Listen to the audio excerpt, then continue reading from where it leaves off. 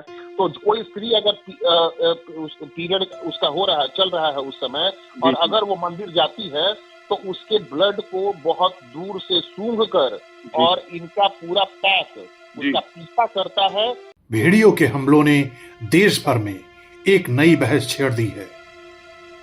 भारत ही नहीं, दुनिया भर के कई वाइल्ड लाइफ एक्सपर्ट इस वक्त बहराइच के नरभक्षी भेड़ियों की चर्चा कर रहे हैं। गूगल पर लगातार भेड़ियों से जुड़ी जानकारियां जुटाई जा रही हैं, उनकी आदतों के बारे में पता लगाया जा रहा है। लेकिन आज हम आपको भेड़ियों से जुड़ी वो पौराणिक कहानी सुनाने जा रहे हैं जिसका संबंध बहराइच में हुई घटनाओं से हो सकता है। कि एक जमाने में ये सलाह दी जाती थी और अभी भी ये परंपरा चली आई है कि अगर किसी स्त्री को पीरियड हो रहा है तो उसको सलाह दी जाती है कि वो मंदिर न जाए। जी जी जी। उससे ये कहा जाता है कि अगर वो मंदिर, तो इसके पीछे कहा जाता है कि कोई धार्मिक वजह है कि ईश्वर नाराज हो जाते हैं या वो अपवित्रता से उसको जोड़ करके और बताया जाता है। लेकिन इसके पीछे की सच्चाई ये है कि पहले के जमाने में ज्यादातर गांवों के अगल बगल के इलाके में बड़ी बड़ी झाड़ियां होती थी या फिर वन क्षेत्र होता था, और उन झाड़ियों में और वन क्षेत्रों में, और ये तो भेड़िए ऐसे भी होते हैं कि नदी नाले तालाब इन सब के किनारे बांध बनाकर अपना घर बना के रहते हैं, और अगर वो मंदिर जाती है तो भेड़ियों का ब्लड वहाँ पर झूम रहा करता था गाँव के बाहर की बस्तियों में। और मंदिर भी अमूमन गाँव में बीच में न हो करके गाँव से बाहर ही होते हैं, तालाब होता है, मंदिर होते हैं। बड़ी चालाकी से पीछा किया करता था। ऐसी घटनाओं का जिक्र मिलता है प्राचीन कहानियों में, एनेक्डोट्स या किस्सों में, जिसमें कि ये पता चलता है कि उसका पीछा करते थे और तब तक उसका पीछा करते थे जब वो पूरी तरह से किसी सुनसान इलाके में नहीं पहुंच जाती थी। और जैसे ही अगर वो स्त्री किसी सुनसान इलाके से गुजर रही है उसके ऊपर वो शीघ्र हमले करते थे। और वो कहाँ पर, जंगल में नहीं, गांव में ही, गांव के ही किसी सुनसान इलाके में जंगल से निकल करके आते थे और गांवों पर हमले करके और वैसी स्त्री को भी उठा कर ले जाते थे। कई बार छोटे बच्चों को तो अक्सर ये उठा करके ले जाते रहे हैं। तो इनकी सूंघने की क्षमता बड़ी ही अद्भुत रहती है और दूर से ही अपने शिकार का अनुमान लगा लेते हैं, उसकी दूरी का अनुमान लगा लेते हैं, और वो तब तक इंतजार करते हैं जब तक इनके लिए कोई फेवरेबल सर्कमस्टांसेस पैदा नहीं हो जाते। मैं आपको कुछ और उदाहरण देता हूँ। अगर बाघों के छोटे झुंड ने एक या दो बाघ है या कोई शेर है, अगर उन लोगों ने किसी शिकार को मारा है और वो खा रहे होते हैं तो भेड़िए झुंड बना करके उसके ऊपर भी हमला करके उससे उसका शिकार छीन कर लेकर चले जाते हैं। जी जी जी। तो ये भेड़ियों की सबसे बड़ी खासियत होती है। भेड़ियों के कारण ही कहा जाता है कि अफ्रीका में चीतों की तादाद कम होती जा रही है, क्योंकि चीते एक तो कि सबसे कमजोर होते हैं बिड़ाल प्रजाति के जीवों में, यानी बिल्ली प्रजाति के जीवों में सबसे छोटे होते हैं और सबसे कमजोर भी होते हैं। और अगर ये कोई शिकार करते हैं तो शिकार होते ही जो उसके रक्त से, यानी शिकार के खून से अंदाजा लगा लेते हैं भेड़ियों के समूह कि कहाँ पर किसी जगह पे कोई शिकार हुआ है, और उस जगह पे ये हम पहुंचते हैं और वहां से चीतों को भगा देते हैं। इस वजह से चीते अपना पेट भर नहीं पाते और साथ ही साथ अपने बच्चों के लिए भी अपना ही मारा हुआ, अपना ही प्राप्त किया हुआ शिकार अपने बच्चों को नहीं खिला पाते। इसके कारण उनके बच्चों की मौत होती है, कई बार भूख से। कोई चीता जो कि शिकार करता तो है लेकिन खा नहीं पाता, इस वजह से भी वो मर जाता है भूख से बिलख कर, और उसके ऊपर दावत उड़ाते हैं ये भेड़िए। तो और भेड़िए एक तरह के एक्सकेवेंजर भी माने जाते हैं जी। यानी अगर कहीं पर पुराना से पुराना मांस भी उनको अवेलेबल हो जाता है, उपलब्ध होता है, तो उसको चट कर जाते हैं। तो स्कैवेंजर के तौर पे, यानी एक तरह से कहें कि प्रकृति के सफाई कर्मी, जैसे कौवे हो गए, लोमड़ी हो गई, कुत्ते हो गए, गिद्ध हो गए, तो उस तरह से स्कैवेंजर की श्रेणी में भी ये आते हैं। यानी पुराना से पुराना मांस भी ये लोग खा करके उसे पचा सकते हैं। जी जी।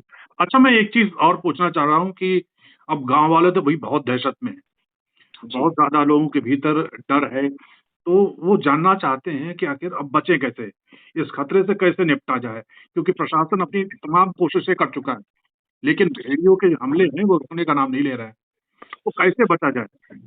देखिए, इमीडिएट तौर पर तो एक ही इसका उपाय हो सकता है कि या तो उन इलाकों में वहां पर सबसे पहले बाड़ लगाने की कोशिश करनी होगी, कटीले तारों का बाड़ लगाना होगा कि जिन क्षेत्रों से निकल करके, जहां पर कि नदी का कछार का इलाका है और जहां पर कि भेड़ियों के मांद हो सकते हैं, जिसकी संभावना है, उन इलाकों को सेग्रीगेट करना होगा, यानी काट करके अलग कर देना होगा, जिससे कि वहां से भेड़ियों का इधर आना, यानी इंसानी बस्ती के क्षेत्र में आना मुश्किल हो जाए।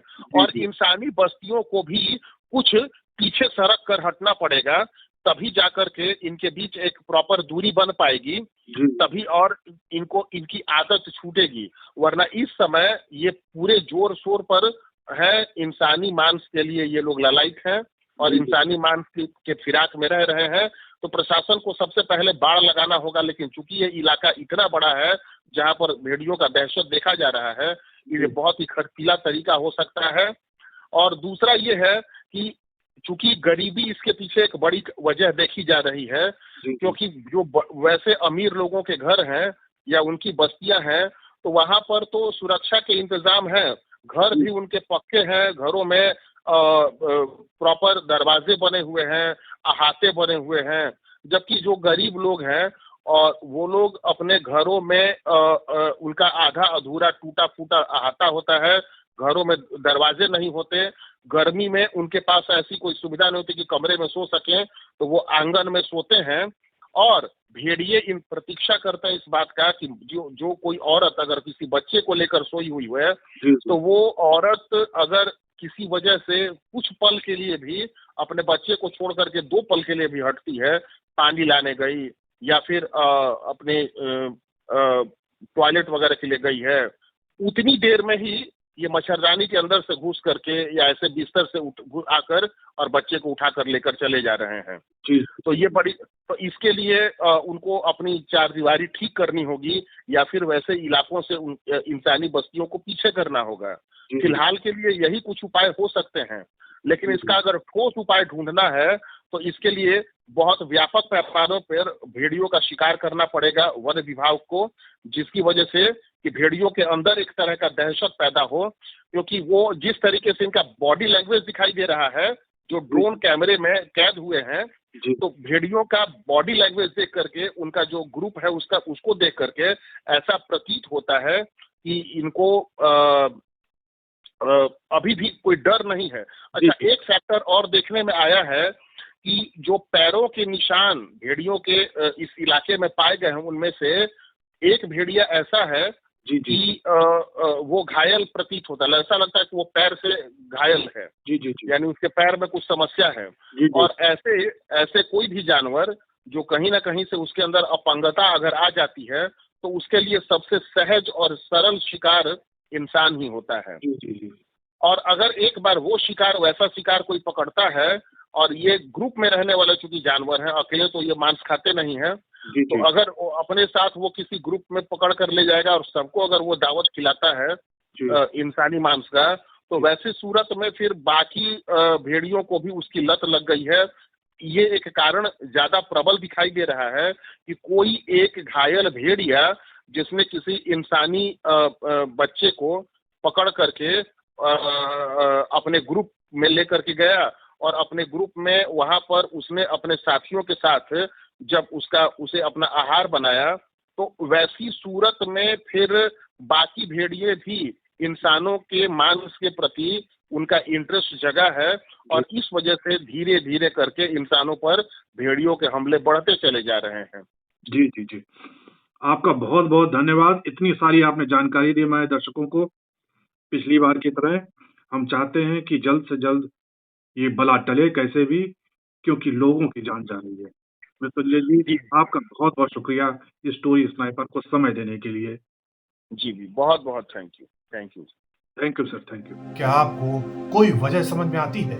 अगर हाँ, तो हमें आप कमेंट करके जरूर बता सकते हैं, और ये भी बताएं कि आप किस जिले से ताल्लुक रखते हैं। हमारी टीम आपसे संपर्क करने की कोशिश करेगी। स्क्रीन पर दिए गए मेल आईडी पर आप अपना नंबर हमें भेज सकते हैं। नमस्कार।